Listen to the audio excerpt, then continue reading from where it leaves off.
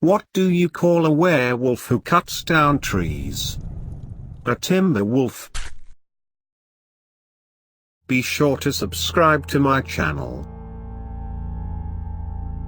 Her name was Claudia, and she was the coolest girl of all whom Derek Peterson had met in the last few years. This was their first official date, and he was nervous to hell while waiting for her at the entrance to the movie. They met at a rally of science fiction fans in Oregon 2 weeks ago, faced in line for drinks during a party in honor of the end of the event. Both were in suits. He was Captain Mullum, and she was Kiana, an alien blue girl from Farscape. After that, they often spoke on the phone in the style of get to know me better. And so they were ready to meet and see what would come of it all. Claudia really liked Derek. As always, he was afraid to expose himself to a complete fool and ruin everything. Right now, though, he was more concerned about the question of time than doubts about how much he would disappoint Claudia after the first date.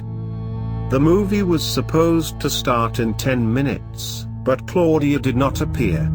The Avengers was shown, and the hall promised to be filled to capacity, but Derek did not worry about the tickets, as he bought them in advance online. 8:30. The time of their meeting, already 20 minutes have sunk into oblivion. The analogy seemed successful, so Derek's inner paranoid whispered to him that Claudia was slipping out of his hands. He felt almost thrown. The last time they spoke was less than an hour ago, but it seemed to him that much more time had passed. Suddenly, it seemed to him that Claudia simply became afraid and decided not to come at all, without bothering herself with telephone explanations. For the 100th time, he looked at the phone screen, hoping to see a message from her. No new posts. Only Claudia in her cosplay looked at him from the splash screen, making her heart beat faster. Still, he decided to call, although he did not expect to hear the answer. Why would she answer if she decided to throw him? Besides, if there was a reason for her terrible delay, she could easily call to report it. But she did not, which only strengthened the doubts. He was ready to spit and return to the car when he noticed a yellow taxi that appeared at the far entrance to the parking lot of the cinema. The taxi sailed along the parking lot, turned into a passage between the cars and the entrance to the multiplex, and stopped just opposite Derek. He could see the barely noticeable movement of the figures behind the tinted windows of the car. Everything looked as if the passenger, sitting in the back seat, leaned forward to pay the driver. Derek's heart almost stopped as he waited for the door to open and he could see the passenger. He desperately hoped that it would be Claudia, but he was preparing for the worst. The worst did not happen. The door opened, and she appeared in the opening. Claudia rushed to Derek's neck, which surprised him a lot. For a moment he stood like a fool, stretching his arms at the seams. She fanatically whispered in his ear, "Sorry. I'm sorry, I'm sorry." Looking over the girl's shoulder, Derek saw that the door of the van closed automatically. When the taxi left, he sighed with relief and finally hugged her, which was worth doing. "It's okay," he whispered. Everything really became normal. He no longer needed an explanation. She was with him, and not going to cruelly throw it. Her warm breath tickled his neck. It was nice, and everything else became unimportant. So they stood for about 2 minutes. Then she was released from her arms and started talking about what happened. "My damn car broke down, and the phone. Can you believe this shit? How can one girl not be so lucky for one damn evening?" She pulled her Android out of her bag and showed the extinct screen. "You see?" Derek nodded. Personally, he did not need evidence. But it seems they were necessary to her. She was uncomfortable due to the fact that he had been waiting for her for so long, without any explanation. and he felt guilty because of doubts about her. She put the phone back into the bag and with obvious relief continued her story. "So, I threw the car and went on foot. It happened in the wasteland, and I began to despair. Then I met a taxi and, damn it, was saved. I ran out to the middle of the road to stop him. Sure, it was like a crazy." Derek nodded. "Yeah, bad. Sorry for your car. But I'm glad you got there without much trouble. Give you a call to the repair service or something?" She shook her head. "I will think about it tomorrow. We were going to the movies. Throw me home later, okay?" Derek smiled. In what such fig of a collapsed universe would it be wrong? "No problem," he said, taking her hand. "Let's go to." When they entered the huge 24-hall multiplex room, Derek finally paid tribute to how Claudia looked. Since they met, she sent him a bunch of her photos, but alive and without the blue makeup that covered her whole body, he saw her for the first time. She was unreal. Tightened, but very feminine. A dark scarlet top clutched his magnificent chest. From above, she threw a black leather jacket. Slim black jeans and high heel shoes complete the look. He has practically presented how he will tear this outfit in the evening. Well, if he is invited to come in. After a while, they were already in the hall where their film was shown. As Derek thought, there were many people, but they found a spot at the edge of the back row. Before sitting down, Claudia took off her jacket. Sitting down next to him, Derek noticed a white bandage on her wrist. He looked up, raising an eyebrow. "What's this?"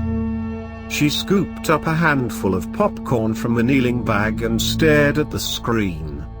They showed a trailer for the new horror film Nightmare Show at Night Looking. The old song by Lords rushed from the speakers and is quite consistent with what is happening on the screen. She shrugged. "Oh, nothing. Just Bobo." For the Bobo bandage was too big.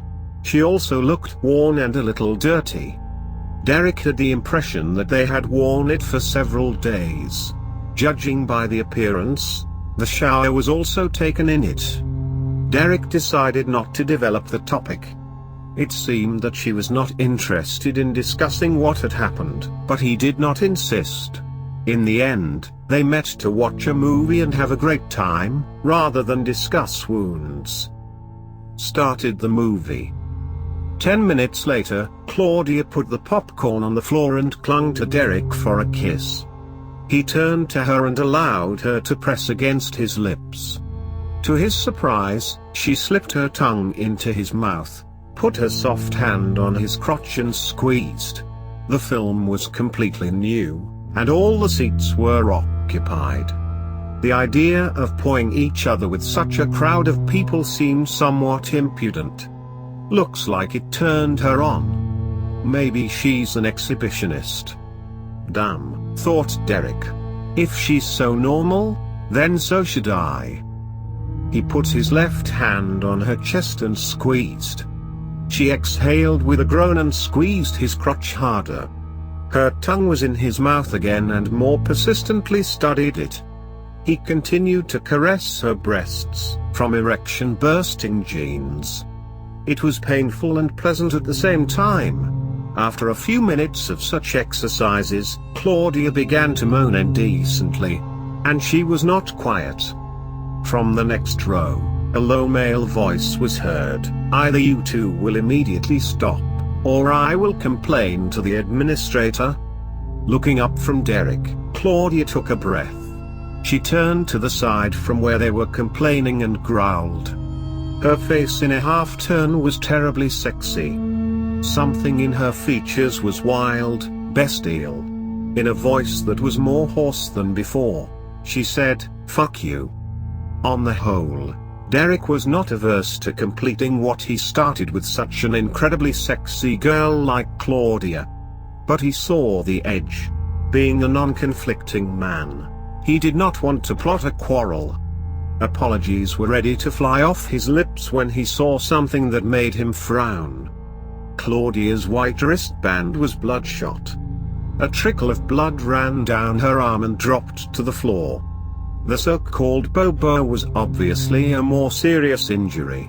He tried to say this, but Claudia grabbed him by the throat, successfully suppressing all attempts to protest, and put his tongue in his mouth again. Blood from a wound on his wrist dripped on his lap more and more.